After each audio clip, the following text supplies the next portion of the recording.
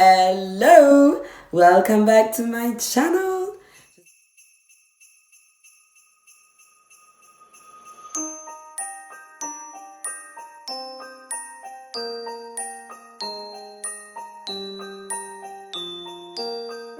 Bienvenue dans cette vidéo ouvrant la case numéro 23. J'ai galéré à faire les chiffres, c'est de pire en pire.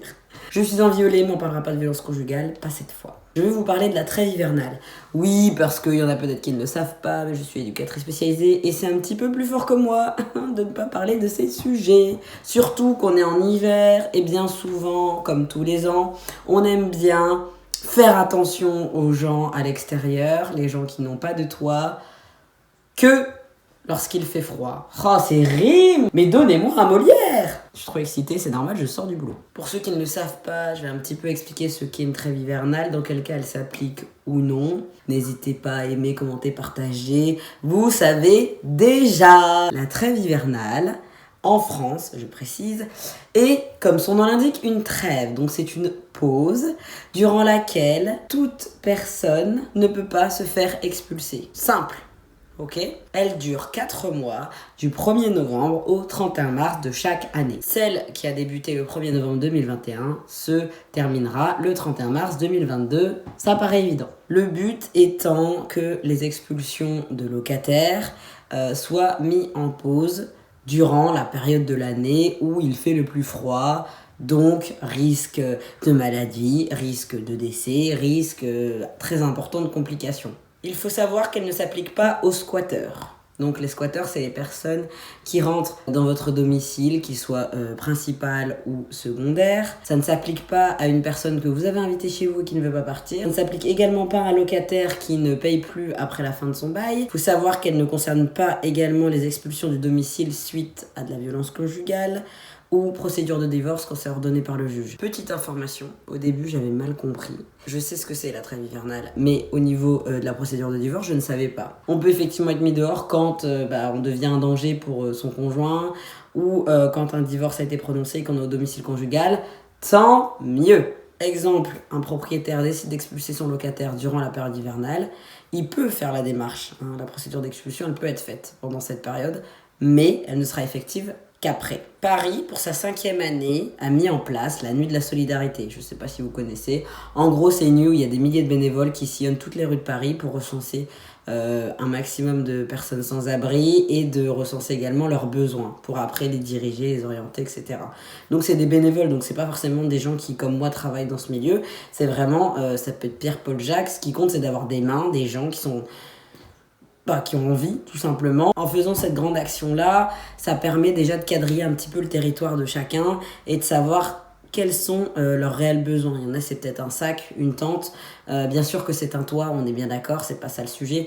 Mais il y en a, c'est aussi pour leurs animaux. Enfin, il y a plein de choses. Il y a plein de choses qu'on peut faire. Au moins, avec toutes ces informations-là, vous pouvez après, derrière, les orienter, par exemple, vers les endroits utiles. Si c'est un accueil de jour pour prendre un repas, une douche. Si c'est un CCAS pour avoir une domiciliation, donc avoir un endroit où ils peuvent recevoir du courrier pour après pouvoir faire des démarches.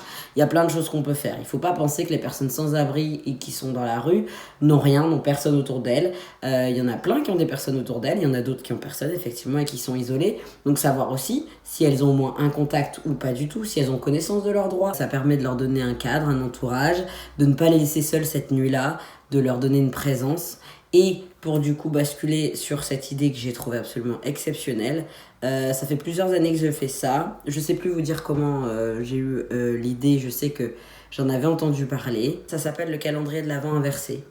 Si vous voulez, techniquement, lorsqu'on a un calendrier de l'Avent, je pense que vous connaissez le système, du 1er au 24 décembre pour attendre le Père Noël la nuit du 24, vous avez un calendrier souvent au chocolat ou après en d'autres choses, mais voilà, tous les jours, le principe du calendrier de l'Avent, c'est d'avoir une surprise. C'est pour ça que moi je suis le calendrier de l'après. I am your gift. Bref, je suis un petit peu votre cadeau post-Noël avec mes froufrous, on dirait un bonbon. Là, le système, c'est de faire l'inverse.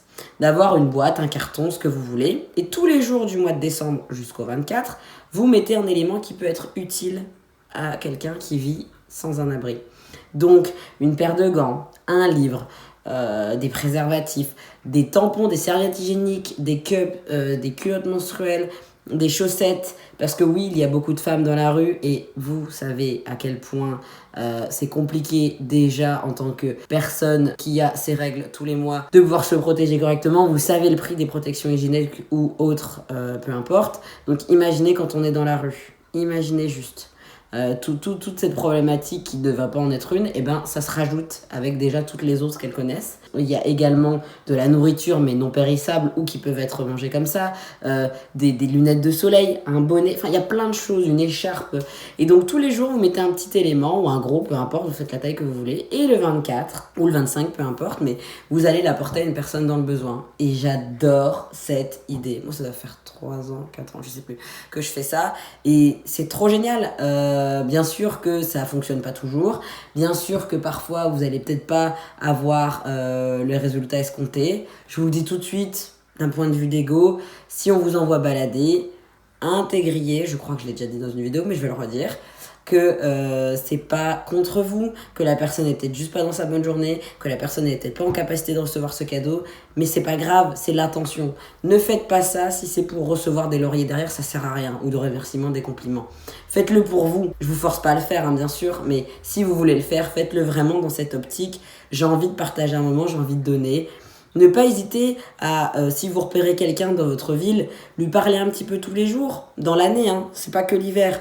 Et comme ça, vous avez des informations sur sa vie. Et un jour, vous allez voir, j'en sais rien, moi Jérémy, 28 ans, bref, et lui dire, joyeux Noël Jérémy. Je pense que, non mais rien que le dire, moi ça me donne envie de pleurer. Je suis trop émotive sur ces sujets-là.